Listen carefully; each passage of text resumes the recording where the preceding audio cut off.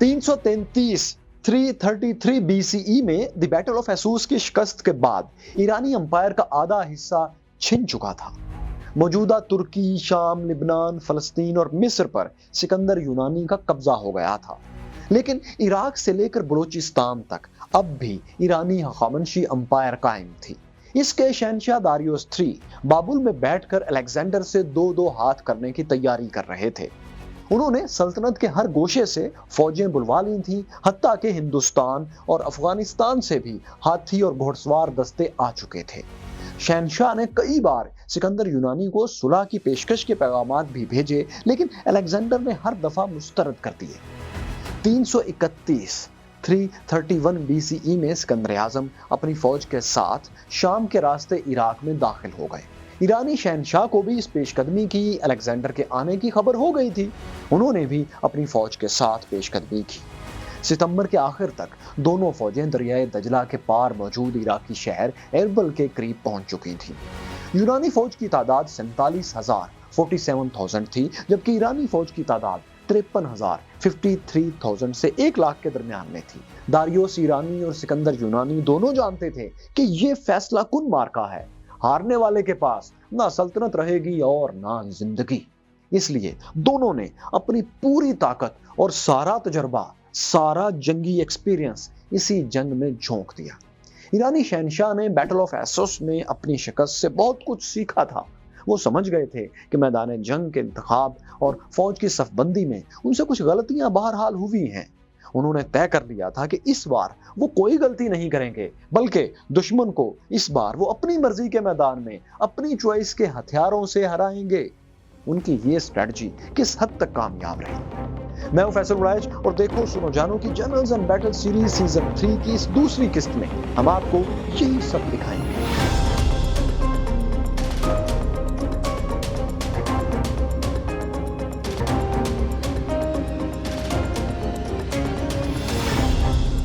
1 अक्टूबर 331 BCE के रोज एरबल के करीब गोगामेला के मैदान में ईरानी और यूनानी फौजें आमने सामने खड़ी थी। इस मैदान जंग का इंतखाब ईरानी शहंशाह ने किया था। यह खुला मैदान था जिसके दाएं बाएं बहुत फासले पर छोटी छोटी पहाड़ियां मौजूद थी। इस मैदान में जो थोड़े बहुत दरख्त मौजूद थे उन्हें ईरानियों ने उखाड़ फेंका था और टीलों को जमीन के बराबर कर दिया था। अब उनके घुड़सवार दस्ते यहां बिला रोक टोक पेशकदमी कर सकते थे। दूसरा काम ईरानी शहंशाह ने यह किया था कि अपने दाएं बाएं और दरमियान यानी सेंटर में हर जगह घुड़सवार दस्ते तैनात कर दिए थे। बाएं बाजू की घुड़सवार फौज अफगान इलाके बक्टरिया से आई थी, जिसकी कमान वहां के ईरानी गवर्नर बेसिस कर रहे थे। दरमियान वाले घुड़सवार दस्तों के पीछे ईरानी पैदल फौज तैनात थी, जबकि इन घुड़सवारों के आगे 15 हिंदुस्तानी हाथी भी खड़े थे। इन हाथियों के आगे ईरानी शहंशाह का एक ताकतवर और बहुत ही खास हथियार था। इस हथियार को खास तौर पर लंबे नेजों वाले यूनानियों को शिकस्त देने के लिए लाया गया था। इस हथियार का नाम था रथ यानी घोड़ा गाड़ी। ईरानी रथ को आमतौर पर 2 या 4 घोड़े खींचते थे। इन रथों पर तीर अंदाज और नेजा बरदार सिपाही तैनात होते थे। रथों के पहियों के साथ खास तौर पर दोनों तरफ तेज धार वाले लंबे ब्लेड्स लगे हुए थे, जो इसे एक खौफनाक हथियार में बदल देते थे। जंग के मौके पर ये रथ दुश्मन की सफों में घुस जाते थे, जबकि दोनों तरफ लगे हुए लंबे ब्लेड्स दुश्मन की सफों को चीरते हुए रास्ता बनाते थे। इस तरह रथ के हमले से दुश्मन की सफों में दरार पड़ जाती थी, गैप बन जाते थे। इनमें फिर ईरानी घुड़सवार या पैदल दस्ते आसानी से दाखिल होकर दुश्मन का सफाया कर सकते थे। ईरानियों के पास ऐसे 200 रथ थे, 200 चैरियट्स थे। इनके बलबूते पर ईरानी शहंशाह को बहुत एतमाद था कि ये रथ दुश्मन के परखचे तो उड़ा ही देंगे। शहंशाह के पीछे काफी फासले पर हजारों रिजर्व ईरानी भी तैनात थे। तो इस तरह दोस्तों, तादाद, हथियारों और मैदान जंग तीनों मामलों में ईरानियों को यूनानी फौज पर यह बर्तरी शुरू ही से हासिल थी कि मैदान जंग और हथियार सब उनकी मर्जी के थे, उनके मतलब के थे। और आप शुरू में जान चुके हैं कि सिकंदर आजम की फौज इनसे कम थी। सिकंदर यूनानी भी ये सब देखकर भांप चुके थे कि दुश्मन के साथ अब अगर रवायती तरीके से जंग लड़ी गई तो बहुत महंगी पड़ेगी।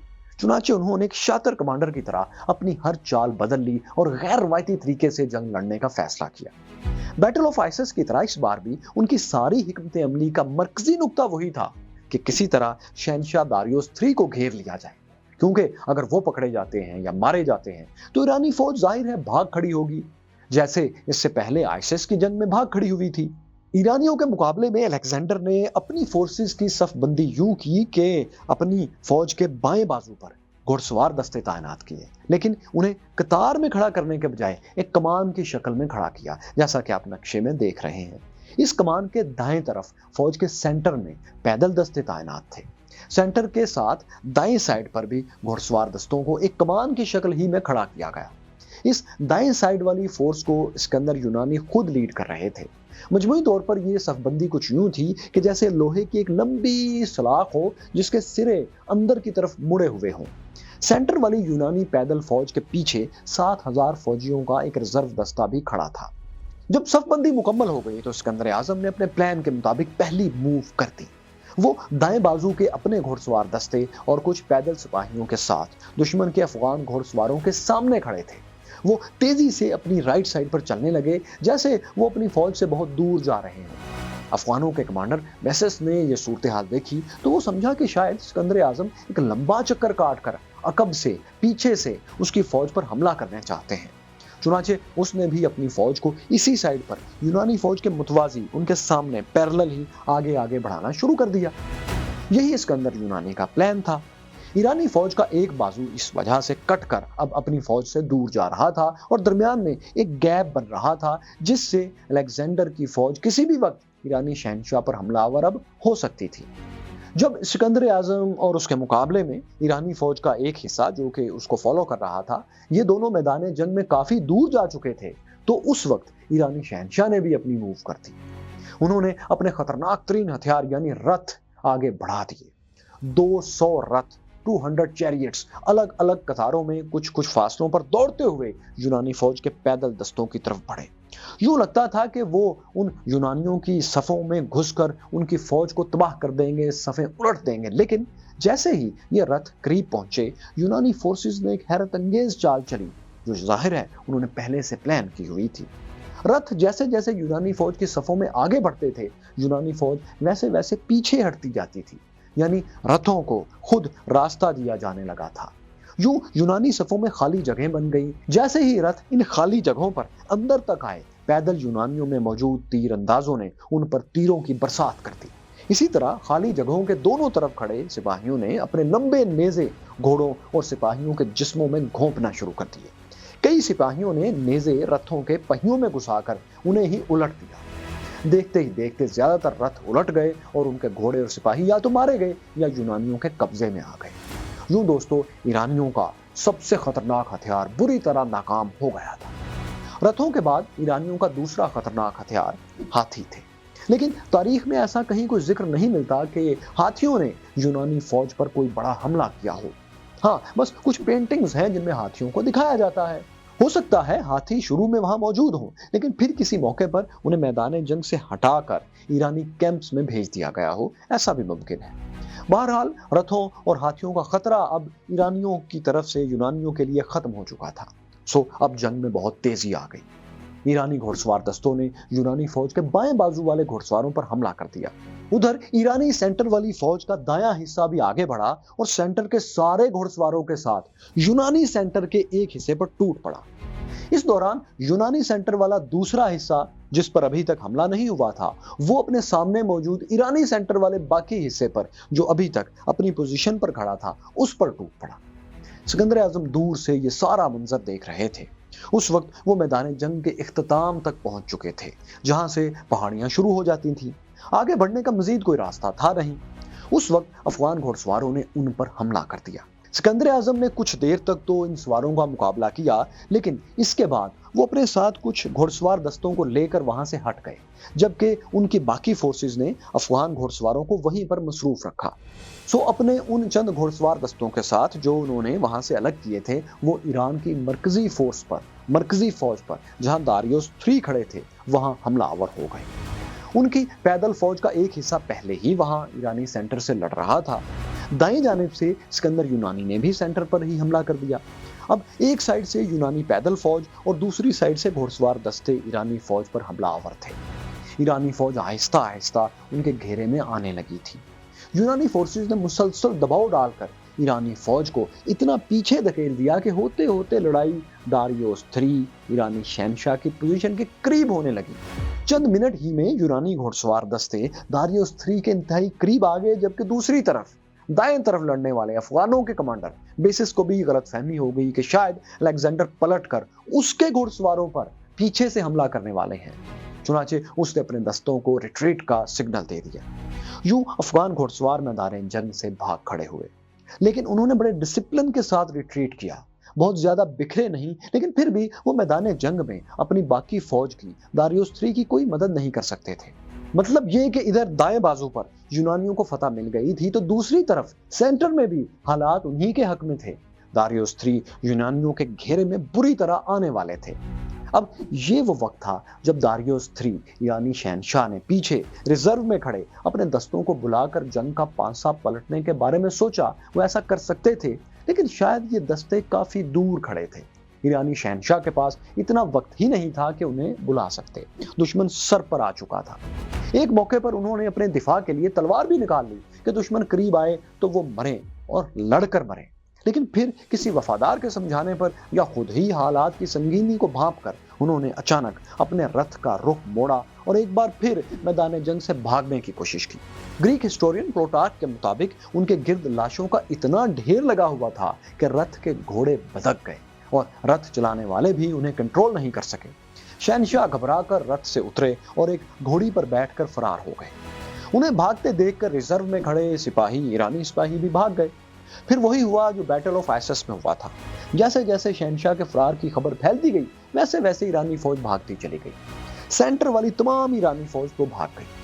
लेकिन दोस्तों, इस सारी लड़ाई में यूनानी फोर्स के बाएं हाथ पर जो ईरानी फौज लड़ रही थी वो पसपा नहीं हुई, बल्कि ये फौज वहां यूनानियों पर हावी हो रही थी। उन्होंने 3 अतराफ से अलेक्जेंडर के घुड़सवारों को घेर लिया था। हत्ता कि फौज के कुछ हिंदुस्तानी दस्तों ने तो यूनानी फोर्स को बाईपास करके फौज के पीछे मौजूद यूनानी कैंप पर हमला कर दिया था। वो कैंप में लूटमार कर रहे थे। यूनानी घुड़सवार दस्तों के कमांडर ने सूरत हाल बिगड़ती देखी तो एक सवार को दौड़ाया कि वो सिकंदर आजम से जाकर मदद की अपील करें। सिकंदर यूनानी तब ईरानी शहनशाह के ताकुब में रवाना होने ही वाले थे, लेकिन ऐन वक्त पर उनके कमांडर ने उन्हें पैगाम पहुंचा दिया। सिकंदर ने अपने घोड़े को मोड़ा और अपनी तमाम दस्तयाब घुड़सवार फौज के साथ अपनी फंसी हुई यूनानी फौज की मदद के लिए निकल पड़े। ताहम उनके पहुंचने से पहले ही यूनानियों पर हमलावर ईरानी फरार हो चुके थे। दोस्तों, द बैटल ऑफ गोगामेला सिकंदर आजम ने जीत ली थी। अब वो पूरी हखामनशी एम्पायर के बादशाह बन चुके थे, लेकिन शिकस्त खुर्दा ईरानी शहनशाह दारियोस 3 हार मानने वाले नहीं थे। वो फौरी तौर पर गोगामेला से कुछ फासले पर मौजूद इराकी शहर एरबिल पहुंचे। यहाँ उनकी फौज के भागे हुए बहुत से दस्ते और कमांडर बेसिस भी अपने अफगान घुड़सवारों के साथ शहनशाह के साथ ही आन मिले। यहाँ से ये सारी फोर्स फिर अफगानिस्तान की तरफ चली गई ताकि सिकंदर आजम से जरा फासले पर रह के एक नई फौज तैयार की जा सके और फिर वापस आकर मुकाबला किया जाए। जब ईरानी शहनशाह अफगानिस्तान जा रहे थे तो सिकंदर आजम बहरहाल उनके ताकुब में तो थे, मगर उनका ताकुब काफी सुस्त था, क्योंकि अलेक्जेंडर ने रास्ते में बाकी ईरानी शहरों को भी फतह करना था, वरना ऐसा मुमकिन था कि इन शहरों से फोर्सेस निकलती और सिकंदर आजम को पीछे से जा लेती। सबसे पहले वो हखामनशी एम्पायर अकमनीड एम्पायर के दारुल हुकूमत बाबुल में दाखिल हुए और इसे अपना हेडक्वार्टर बना लिया। फिर वो दूसरे मरकजी शहर सोसा पर भी काबिज हो गए। उनका अगला टारगेट ईरान का कदीम दारुल हुकूमत परसीपोलिस था, जिसकी बाकियात आज भी ईरानी शहर शिराज से 61 किलोमीटर शुमाल में 61 किलोमीटर नॉर्थ की साइड पर मौजूद है। शहर के दिफा के लिए तकरीबन 27,000 की फौज मौजूद थी। परसीपोलिस का रास्ता तंग पहाड़ी दर्रों से गुजरता था। इन दर्रों में से एक अहम दर्रे में ईरानी फौज ने काफी बुलंदी पर पोजीशन ले ली। यूनानी फौज ने जब इस दर्रे में दाखिल होने की कोशिश की तो ईरानियों ने उन पर तीरों और पत्थरों की बारिश करके उन्हें पसपा होने पर मजबूर कर दिया। लेकिन इस दौरान यूनानियों ने किसी तरह चंद ईरानी सिपाहियों को कैदी बना लिया था। इनमें से एक कैदी ग्रीक फोर्सेस का गाइड बन गया, यूनानियों का गाइड बन गया। उसकी मदद से सिकंदर आजम अपनी आधी फौज के साथ एक पहाड़ी रास्ते से चक्कर काटकर दुश्मन के पीछे अकब में पहुंच गए। उनकी बाकी आधी फौज दुश्मन के सामने ही पोजीशन लिए हुए थी। पीछे आकर सिकंदर आजम ने भरपूर हमला कर दिया। ईरानियों के सामने मौजूद यूनानी फौज भी उन पर हमलावर हो गई। इस तरह ईरानी फौज दो फोर्सेस के दरमियान फंसकर बुरी तरह तबाह हुई। 27,000 में से बमुश्किल 700-800 फौजी ही जान बचाकर भागने में कामयाब हुए। इस लड़ाई को Battle of the Persian Gate कहा जाता है। इस फतह के बाद पर्सिपोलिस पर भी यूनानियों का कब्जा हो गया।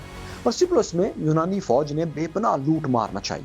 सिकंदर यूनानी ने अपने सिपाहियों को यह खुला अख्तियार दे दिया था कि वो हर बालिग अडल्ट ईरानी मर्द को कत्ल कर सकते थे और घरों को लूट सकते थे। फौजियों ने ये अहकामात मिलते ही शहर में कत्लो गारत का बाजार गर्म कर दिया। हर घर को बेदर्दी से लूटा गया। सोने चांदी के अलावा कीमती तस्वीर, मुजस्समे और बर्तन भी तोड़कर उनमें से सोना चांदी या हीरे जवाहरात तलाश करने की कोशिश जारी रही। कई जगहों पर तो लूट मार के मामले पर यूनानी सिपाहियों में आपस में भी लड़ाइयां और कत्लो गारत हुई, जो कि उस दौर में एक आम बात थी।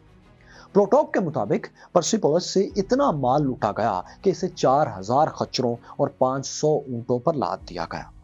कुछ अरसे बाद अलेक्जेंडर ने इस खूबसूरत शहर को जलाकर राख कर दिया। उन्होंने ऐसा इसलिए किया कि कहीं ये शहर उनके इक़्तिदार के खिलाफ ईरानी मुज़ाहमत की अलामत न बन जाए।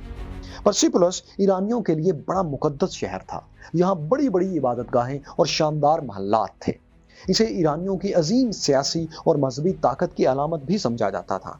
इसलिए ये यूनानी कब्जे के खिलाफ बड़ी आसानी से बगावत का मरकज बन सकता था। पर्सिपोलिस की तबाही का आगाज दोस्तों एक साबिक ईरानी शहंशाह ज़रक्सस अव्वल के महल को गिराने से हुआ, जिसने माजी में यूनान पर बड़ा हमला किया था। सबसे पहले अलेक्जेंडर ने एक जलती हुई मशल इस महल में फेंकी, जिससे इमारत में आग लग गई। फिर यूनानी फौज ने इर्द गिर्द की इमारतों को भी जलाना शुरू कर दिया। यूं कुछ ही देर में यह तारीखी शहर खंडर बन गया। इसके बाद सिकंदर आजम अफगानिस्तान की तरफ बढ़े, जहां उनके इतलात के मुताबिक दारियुस III अब जा रहे थे। इस दौरान दोस्तों ये हुआ कि कमांडर बीसिस ने, जो कि ईरानी शहंशाह के साथ थे, उन्होंने बगावत करके ईरानी शहंशाह को गिरफ्तार कर लिया और खुद ईरान के शहंशाह होने का ऐलान कर दिया। अब वो कैदी शहंशाह दारियुस III को लेकर शुमाली अफगानिस्तान की तरफ चल रहे थे, जहां के वो गवर्नर भी थे। बीसिस ने दारियुस III को जंजीरों में जकड़कर एक छकड़े में बिठा दिया था। छकड़े के गिर्द एक कपड़ा लपेट दिया गया था ताकि शहंशाह काफिले के बाकी लोगों की नजरों से ओझल रहें। उधर सिकंदर आजम भी बेसिस के शहंशाह बनने के दावे और दीगर इकदामात से बाखबर हो चुके थे। उन्होंने बेसिस और दारियुस का ताकुब जारी रखा। इस ताकुब के दौरान अलेक्जेंडर ने जो रूट इख्तियार किया वो आप स्क्रीन पर मुलाहजा कर रहे हैं। चंद रोज में दोस्तों सैकड़ों मील का सफर तय करते हुए सिकंदर यूनानी आखिरकार इस काफिले तक पहुंच ही गए। मगरबी अफगानिस्तान के नजदीक ही किसी जगह उन्होंने इस काफिले पर हल्ला बोल दिया, लेकिन उनके आने से पहले ही एक ट्रेजेडी हो चुकी है।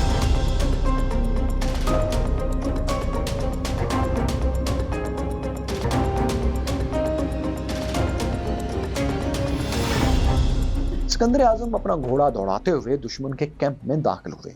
उन्हें दारियुस III और बेसिस की तलाश थी। बेसिस तो सिकंदर आजम के पहुंचने से पहले ही अपनी फौज के साथ फरार हो गए थे, लेकिन यूनानी सिपाहियों ने दारियुस III को ढूंढ निकाला, मगर अफसोस साबिक ईरानी शहंशाह जिंदा उनके हाथ नहीं आए। जब सिपाही उन तक पहुंचे तो वो मर चुके थे। बेसिस ने फरार से पहले उनके जिस्म को नेज़ों से छेद दिया था, लेकिन सिकंदर आजम के लिए अहम खबर ये थी कि दारियुस III ने मुबैना तौर पर अपने आखिरी लम्हात में उनकी अताअत कबूल कर ली थी। सिकंदर आजम को इसकी इत्तला कर दी गई थी। वो दारियुस III की लाश के पास आए, अपना चौका उतार कर लाश पर डाल दिया और अफसोस का इजहार किया। इसके बाद दारियुस III की आखिरी रसूमात भी उन्होंने अदा करवाई। इसके बाद दोस्तों अलेक्जेंडर द ग्रेट अपनी फौज के साथ बेसिस के ताकुब में अफगानिस्तान में दाखिल हो गए। वो मगरबी अफगानिस्तान से जुनूब की तरफ साउथ में आए और कंधार शहर की बुनियाद रखी। इसके बाद वो शुमाल की तरफ चले और अफगान इलाके बक्टरिया पहुंच गए। उन्होंने बक्टरिया का दारुल हुकूमत बल्ख भी बगैर किसी मुज़ाहमत के फतह कर लिया। तवील ताकुब के बाद आखिर बेसिस भी उनकी कैद में आ गए। इन्हें 2 दरख्तों के दरमियान में बांध कर चीर दिया गया। इसके बाद सिकंदर आजम काफी अरसे तक शुमाली अफगानिस्तान और सेंट्रल एशिया के इलाकों में मुकामी लोगों की बगावतें वगैरह को चलते रहे। उन्होंने एक अफगान सरदार की बेटी रुखसाना से शादी भी कर ली और बहुत से अफगान सरदारों को अपना दोस्त बनाकर आखिरकार बगावत को काफी हद तक खत्म ही कर दिया।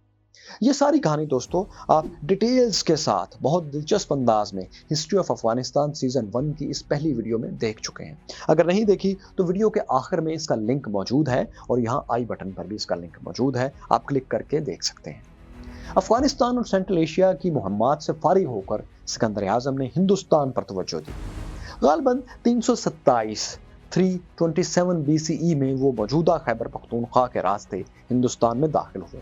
पहले स्वात पर उन्होंने कब्जा किया, फिर पंजाब की तरफ बढ़े, लेकिन पंजाब में उन्हें एक ऐसे हुक्मरान से वास्ता पड़ा जिसने उन्हें हैरान कर दिया।